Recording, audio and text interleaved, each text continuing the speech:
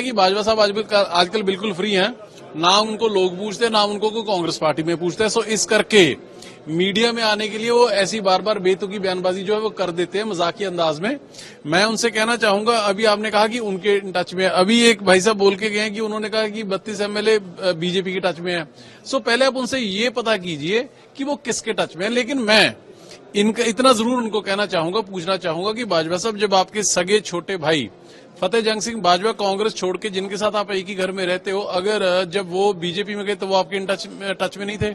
जब आपकी ही लीडरशिप में as leader of opposition 2 MLA Sandeep Jakhar Congress छोड़ के भाजपा में जाते हैं और राजकुमार चब्बीवाल कांग्रेस छोड़ के आम आदमी पार्टी में आते हैं, तो क्या आपके संपर्क में अपने विधायक नहीं थे? सो जिन लोगों के टच में अपने विधायक नहीं हैं, वो हमारे विधायकों की बात करेंगे। और बाजवा साहब की अगर, वैसे तो बिल्कुल बेतुकी, बेबुनियाद, बेसिर के पैर की बात है जो कई दिनों से 30-32 विधायकों की कर रहे हैं, लेकिन फिर भी मैं बाजवा साहब को कहना चाहूंगा कि बाजवा साहब, अगर मैं आपकी बात भी मान लूं कि 32 विधायक आपके या बीजेपी के संपर्क में हैं, तो ना तो 32 बीजेपी के पास तो एमएलए कोई नहीं है, आपके पास 15 है, 32 मिला लो 47 हो, आपकी सरकार बनती नहीं है। हमारे पास 96 है, 32 कम कर लो 64 है, तो हमारी सरकार टूटती नहीं है। सो क्यों बेतुकी बयानबाजी भाई साहब आप कर रहे हो? वो सिर्फ उनको वैसे आजकल कोई पूछता नहीं है, सिर्फ और सिर्फ मीडिया में आने के लिए ऐसी मजाकिया बातें कर देते हैं। ये एक्चुअली जो बहुत सियाने लीडर होते हैं ना जी, वो करते पर्दे के पीछे कुछ और है और दिखाते कहीं कुछ और हो रहा है, ये दिखाते हैं। उन्होंने चर्चा ये छेड़ देते हैं कि सारे आप उस पे सवाल करो, 30-32 एमएलए पे। एक्चुअल में कहानी ये है कि मैं राहुल गांधी जी से कहना चाहूंगा कि आप प्रताप बाजवा जी से पूछिए कि पिछले दिनों वो बेंगलोर क्या करने गए थे, पिछले दिनों में कौन कौन से बीजेपी के लीडर्स को वो मिले हैं, इसकी जानकारी राहुल गांधी जी को जरूर अपने लेवल पे करा लेनी चाहिए। जैसा कि बाजवा साहब आजकल बिल्कुल फ्री हैं, ना उनको लोग पूछते ना उनको कोई कांग्रेस पार्टी में पूछते हैं। सो इस करके मीडिया में आने के लिए वो ऐसी बार बार बेतुकी बयानबाजी जो है वो कर देते हैं मजाकी अंदाज में।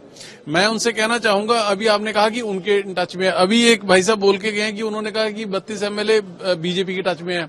सो पहले आप उनसे ये पता कीजिए कि वो किसके टच में है। लेकिन मैं इनका इतना जरूर उनको कहना चाहूंगा, पूछना चाहूंगा कि बाजवा साहब, जब आपके सगे छोटे भाई फतेह जंग सिंह बाजवा कांग्रेस छोड़ के, जिनके साथ आप एक ही घर में रहते हो, अगर जब वो बीजेपी में गए तो वो आपके इन टच में नहीं थे। जब आपकी ही लीडरशिप में as leader of opposition 2 MLA Sandeep Jakhar Congress छोड़ के भाजपा में जाते हैं और राजकुमार चब्बीवाल कांग्रेस छोड़ के आम आदमी पार्टी में आते हैं, तो क्या आपके संपर्क में अपने विधायक नहीं थे? सो जिन लोगों के टच में अपने विधायक नहीं हैं, वो हमारे विधायकों की बात करेंगे। और बाजवा साहब की अगर, वैसे तो बिल्कुल बेतुकी, बेबुनियाद, बेसिर के पैर की बात है जो कई दिनों से 30-32 विधायकों की कर रहे हैं, लेकिन फिर भी मैं बाजवा साहब को कहना चाहूंगा कि बाजवा साहब, अगर मैं आपकी बात भी मान लूं कि 32 विधायक आपके या बीजेपी के संपर्क में हैं, तो ना तो 32 बीजेपी के पास तो एमएलए कोई नहीं है, आपके पास 15 है, 32 मिला लो 47 हो, आपकी सरकार बनती नहीं है। हमारे पास 96 है, 32 कम कर लो 64 है, तो हमारी सरकार टूटती नहीं है। सो क्यों बेतुकी बयानबाजी भाई साहब आप कर रहे हो? वो सिर्फ उनको वैसे आजकल कोई पूछता नहीं है, सिर्फ और सिर्फ मीडिया में आने के लिए ऐसी मजाकिया बातें कर देते हैं। ये एक्चुअली जो बहुत सियाने लीडर होते हैं ना जी, वो करते पर्दे के पीछे कुछ और है और दिखाते कहीं कुछ और हो रहा है, ये दिखाते हैं। उन्होंने चर्चा ये छेड़ देते हैं कि सारे आप उस पे सवाल करो, 30-32 एमएलए पे।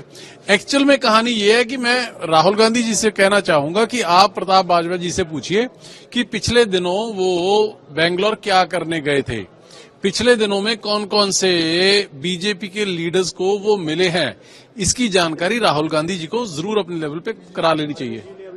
न्यूज नेशन अब व्हाट्सएप पर खबरों की ताजा अपडेट के लिए न्यूज नेशन के इस क्यूआर कोड को स्कैन करें।